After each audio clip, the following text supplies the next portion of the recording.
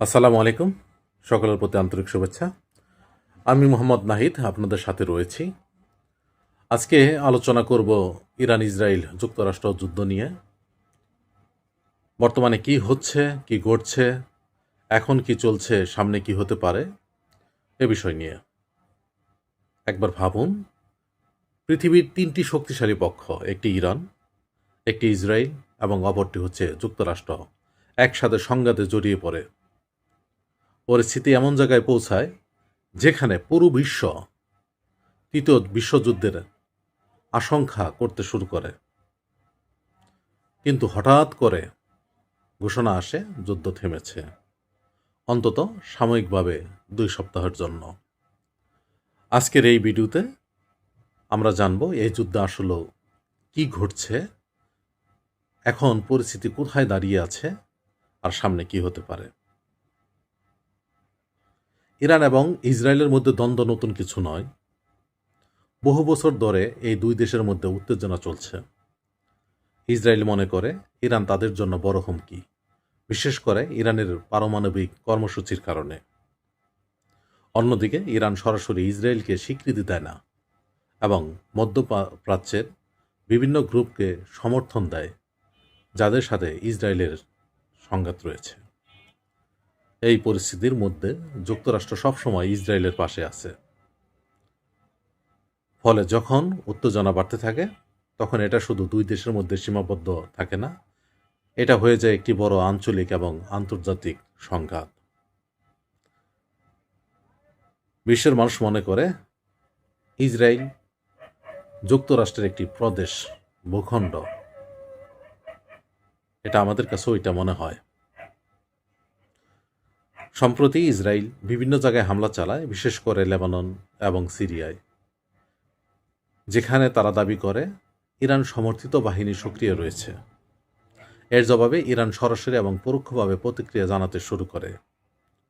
Missile হামলা, drone হামলা, পরিস্থিতি দ্রুত খারাপ হতে থাকে। এরপর যুক্তরাষ্ট্র সরাসরি এই সংঘাতে জড়িয়ে পড়ে। তারা ইরানের কিছু গুরুত্বপূর্ণ সামরিক স্থাপনায় আঘাত হানে।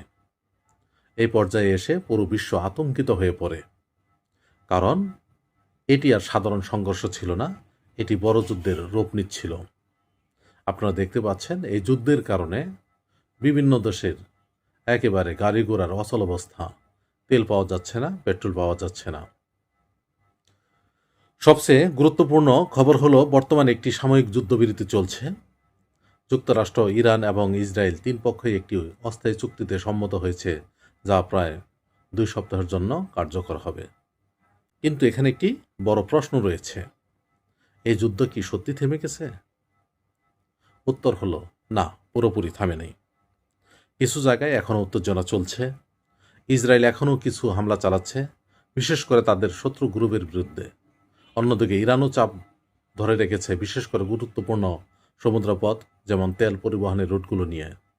এটা বোঝা জরুরি যে এই যুদ্ধবিরতি আসলেও বিরতি নয়, এটি শেষ নয়।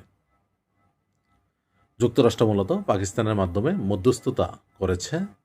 ইরানও সাময়িকভাবে এই যুদ্ধবিরতিতে সম্মতি দিছে, কারণ ইরান হচ্ছে বীরের জাতি, তারা কখনো মাথা নত করতে পারে না, মাথা নত করে না। তারা মৃত্যুকেই সঙ্গী হিসেবে নেয় শহীদ মর্যাদার জন্য। মুসলিম কখনো ভয় পায় না। যুক্তরাষ্ট্র বলেছে তারা ইরানের সামরিক শক্তিকে বড় ধাক্কা দিয়েছে। আবার অন্যদিকে ইরান বলেছে তারা যুক্তরাষ্ট্র ইসরায়েলকে থামতে বাধ্য করেছে। ইসরায়েল বলেছে তারা তাদের নিরাপত্তা নিশ্চিত করেছে, কিন্তু বাস্তবতা হলো এখানে স্পষ্ট কোনো বিজয়ী নেই। এই যুদ্ধ এখনো শেষ হয়নি, শুধু থেমেছে মাত্র। যুদ্ধ মানে শুধু রাজনীতি বা সামরিক শক্তি নয়, এর সবচেয়ে বড় প্রভাব পড়ে সাধারণ মানুষের ওপর। হাজার হাজার মানুষ ক্ষতিগ্রস্ত হয়, অনেকেই প্রাণ হারায়, ঘরবাড়ি ধ্বংস হয়।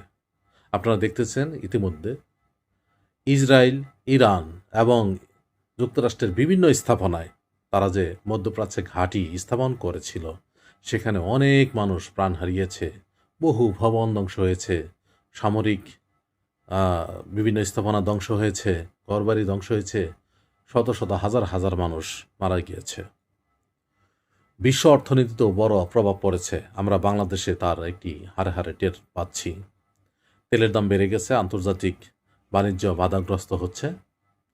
এখন হচ্ছে মানে এই যুদ্ধ শুধু মধ্যপ্রাচ্যের মধ্যে সীমাবদ্ধ নেই, এর প্রভাব কিন্তু পুরো বিশ্বেই ছড়িয়ে পড়েছে। এখন একটু আলোচনা করি। দুটি সম্ভাবনা আছে। প্রথমত, এই যুদ্ধবিরতি স্থায়ী শান্তির দিকে যেতে পারে, কিন্তু ট্রাম্প যে পাগলা, নাও যেতে পারে। কারণ কখন কি সিদ্ধান্ত নেয়, কখন কি উদ্ভট চিন্তাভাবনা করে, এটা আল্লাহ তাআলাই ভালো জানেন। দ্বিতীয়ত, যে কোনো সময় আবার বড় আকারে যুদ্ধ হতে পারে। সব কিছু নির্ভর করছে আগামী কয়েকদিনের উপর, কিভাবে দেশগুলো আচরণ করে এবং তারা আলোচনায় কতটা এগোয়। এই ছিল ইরান ইসরায়েল যুদ্ধ রাষ্ট্র সংঘাতের সর্বশেষ অবস্থা। আপনি কি মনে করেন এই যুদ্ধ কি আবার শুরু হবে, নাকি সত্যি শান্তি আসবে? আমার এই চ্যানেলটির কমেন্টে আপনি জানিয়ে যাবেন। আপনার মতামত অবশ্যই জানাবেন। আমার এই ভিডিওটি ভালো লাগলে লাইক দিন, চ্যানেলটি সাবস্ক্রাইব করুন এবং এমন আপডেট পেতে আমার এই চ্যানেলের সাথে থাকুন। এখানে বিদায় নিচ্ছি। আমি নাহিদ। আসসালামু আলাইকুম ওয়া রাহমাতুল্লাহ।